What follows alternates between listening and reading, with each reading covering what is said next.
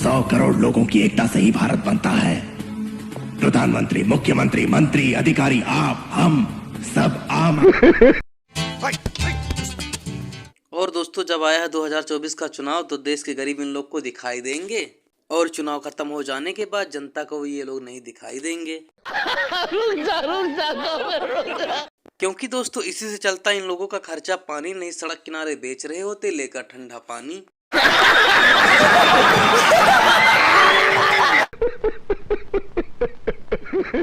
राजनीति अगर कोई कर रहा है तो हिंदुस्तान का मीडिया करता है और मोदी जी करते हैं। सवाल मणिपुर पर है। क्या मणिपुर के अंदर जिस तरह के हालात पिछले कई महीनों से हैं और बीजेपी के प्रवक्ता मणिपुर का नाम लेते ही मुस्कुराते हैं तो बड़ा दुखद लगता है। और देश के प्रधानमंत्री छाती पीट कर कहते हैं एक अकेला सब पर भारी, और जिस तरह से संसद के अंदर ठहाके लगाए जाते हैं मणिपुर के विषय के ऊपर, तो मणिपुर के ऊपर सवाल उठता है। मणिपुर को बिल्कुल भूलकर क्यों बैठ गए हैं, हमारा सवाल ये है। मोदी जी 1 घंटे में 4 ड्रेस बदलें, कोई बात नहीं भाई, देश के प्रधानमंत्री हैं, सरकारी पैसा है, सरकारी खर्चा है, सब कुछ करें। आप 12-12, 15-15 करोड़ की गाड़ियों में चलते हैं और उसके बाद आप कहते हैं कि मैं चाय वाला हूं।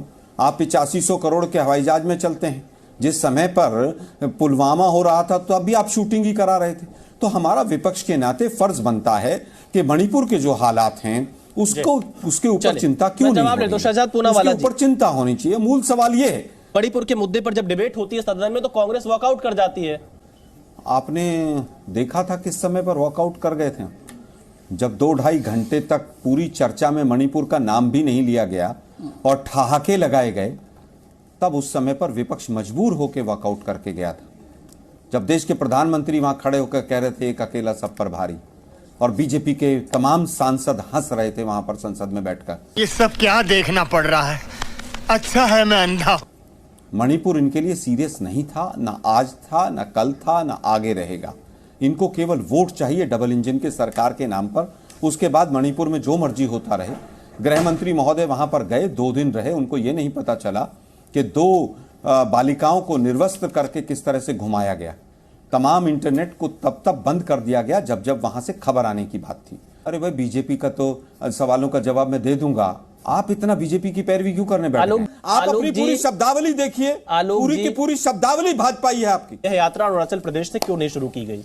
मुझे लगता है कि अगर अरुणाचल से शुरू होती तो बीजेपी पूछती कि त्रिपुरा से शुरू क्यों नहीं हो रही, और त्रिपुरा से शुरू होती तो पूछते नागालैंड से शुरू नहीं हो रही। हम तो कह रहे हैं कि भाई, जहां पर ज्यादा से ज्यादा अन्याय हुआ, जहां पर सबसे ज्यादा हिंसा हुई, मणिपुर नॉर्थ ईस्ट में, वहां से शुरू की। अब बीजेपी के सवालों का जवाब देना मेरा कोई बहुत जरूरी नहीं है कि मैं उनके कुतर्क का भी जवाब दूं। मैं अब बात आती है एमओयू की। एमओयू हो गया, एमओयू हो गया। अरे भाई, आरएसएस के कार्यालय में चीन के लोग क्या करने गए थे, जरा देश को बता दीजिए। ये बता दीजिए कि चाइना को क्लीन चिट किस देश के प्रधानमंत्री ने दी। जरा ये भी बता दीजिए कि डोकलाम पे भी क्लीन चिट देने के बाद आज भूटान कहां है। और आज अगर देश के प्रधानमंत्री को मालदीव्स के साथ डिप्लोमेसी के लिए अगर लक्षद्वीप में टूरिज्म बढ़ा के मालदीव्स को मैसेज देना पड़े तो विदेश नीति की बहुत बड़ी और कूटनीति की बहुत बड़ा फेलियर है। तो मुझे लगता है कि विदेश नीति के फेलियर, अगर यहां पानी में डुबकी लगाकर विदेश नीति मजबूत होती हो तो देश के प्रधानमंत्री की सोच उनको मुबारक हो। चलिए, A few moments later. हमने सवाल उठाया सीधा सीधा कि आपके पास जब इतना समय बाकी चीजों के लिए है तो मणिपुर के ऊपर आप एक जाकर प्रेस कॉन्फ्रेंस करें। क्या देश के प्रधानमंत्री को शांति की अपील करने का भी हक नहीं है? क्या शांति की अपील करके शांति कैसे बहाली की जा सके वो नहीं हो सकता है? 1992 में ऐसा हुआ था, 1993 में क्या 200 से ज्यादा लोगों की हत्या इतने छोटे समय में कभी भी हुई? और क्या एक वायलेंस का दूसरे वायलेंस से तुलना की जा सकती है? चलिए, शहजाद पूनावाला, क्या इस तरह से निर्वस्त्र करके बच्चियों को, क्या इस तरह से 2 मणिपुर कभी भी पहले हुए कि कुकी और नागा इस तरह से आमने सामने खड़े हो गए हो? मेरी याद में नहीं। अभी मजा आएगा ना। 100 करोड़ लोगों की एकता से ही भारत बनता है। प्रधानमंत्री, मुख्यमंत्री, मंत्री, अधिकारी, आप, हम सब आम आदमी ही तो हैं। हर कोई अपना कर्तव्य ठीक से निभाएगा तभी ये देश आगे बढ़ेगा। लेकिन हम लोग क्या कर रहे हैं ये देखिए। ये हमारे शहर का आम आदमी है, ये अपना पूरा दिन कैसे बिताता चाहिए? बोलो। ऐसे काम चोरों की हमारे देश को जरूरत नहीं, इसको सख्त सजा मिलनी चाहिए। सारे मिलकर काम। नचिया प्रभु राम को इस रामलला को मंदिर तक लाने का जो आंदोलन रहा और उस दौरान जो जो चीजें हुई वो इस देश की किसी किसी घटना से जुड़ी हुई। सबसे पहला 1857 प्रथम स्वतंत्रता संग्राम। पहली एफआईआर दर्ज होती है नवंबर 1858 में। फैजाबाद का थानेदार लिखता है कि करीब 25 या 50 निहंग सिख आ गए हैं और उन्होंने कहां कब्जा कर लिया है। उस एफआईआर में लिखा मस्जिद जन्म स्थान। भाई मस्जिद थी समझ में आता है, ये जन्म स्थान किसका था और उन्होंने उसमें यज्ञ हवन किया है और मस्जिद जन्म स्थान के सारी दीवारों पर राम राम राम लिख दिया है। उसने लिखा है फौज ज्यादा भेजिए, इन लोगों का मुकाबला, तलवार लिए इतने लोगों का मुकाबला हम अपने सिपाहियों से नहीं कर सकते। That was the first turning point. Then freedom movement शुरू होता है। फ्रीडम मूवमेंट का सबसे बड़ा टर्निंग पॉइंट कब आया? 1937 प्रोविंशियल असेंबलीज इलेक्शन, जब अंग्रेजों ने मान लिया कि स्टेट्स में आपकी गवर्नमेंट रह सकती है, सेंटर में हमारी रहेगी, जिसमें कांग्रेस की सरकारें चुन के आई। 1936 में एक भीषण संघर्ष होता है और उसके बाद ब्रिटिश सरकार यह निर्णय लेती है कि वहां पर नमाज पढ़ना बंद। एक स्टेप आगे आए, आजादी मिली 47 में। 26 नवंबर 1949 को संविधान लिख के तैयार होता है और 22-23 दिसंबर 1949 की रात को वहां पर श्री रामलला प्रकट होते हैं। पूजा अर्चना की परमिशन दे दी जाती। एक स्टेप मामला आगे बढ़ गया। ठीक, उसके बाद आइए 1986 में ताला खुलता है। पर इंडिया की ओपननेस की शुरुआत उस जमाने में हुई थी।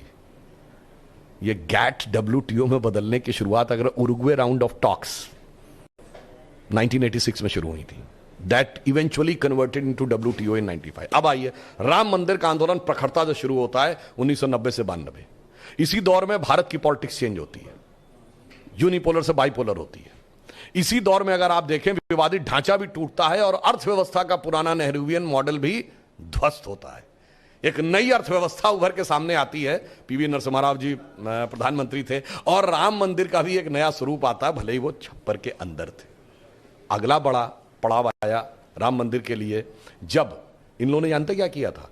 जब खुदाई में 1976 में खंबे निकल आए थे तो लेफ्टिस्ट हिस्टोरियंस के प्रभाव में इंदिरा गांधी की सरकार ने रुकवा दिए थे। बात के मोहम्मद ने कही है, जो ज्वाइंट डायरेक्टर के रूप में उस आर्कियोलॉजिकल एक्सकेवेशन का नेतृत्व कर रहे थे।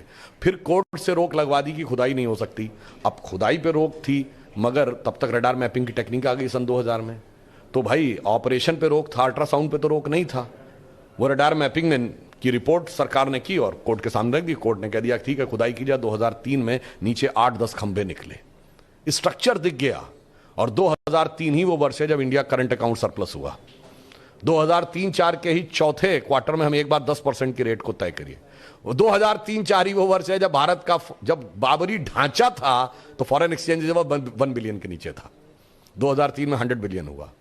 अब आप आइए 2019 में जजमेंट आया, अब राम मंदिर बनने जा रहा है। मोदी जी के नेतृत्व में स्पष्ट बहुमत की सरकार दूसरी बार।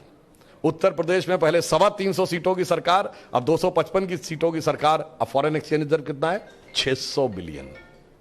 अब हम क्या हैं? सबसे हाईएस्ट फास्टेस्ट गोइंग अर्थव्यवस्था है 7.8% के साथ।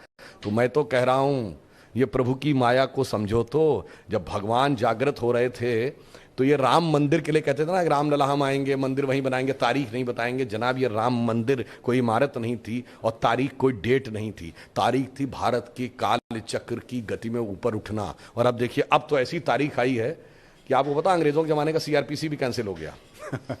वो जो आप लोग फिल्मों में डायलॉग सुनते थे तारीख पे तारीख, तारीख पे तारीख, अब वो बंद कर दिया गया। अब ये हुआ भाई चार्जशीट के बाद 90 दिन में केस शुरू करना ही पड़ेगा। अगर जज साहब ने जजमेंट मतलब हियरिंग कंप्लीट हो गई 14 दिन में जजमेंट सुनाना पड़ेगा। जजमेंट सुनाने के बाद 1 हफ्ते के अंदर सजा सुनानी पड़ेगी। अगर किसी खत्म, bye bye, tata, goodbye, गया।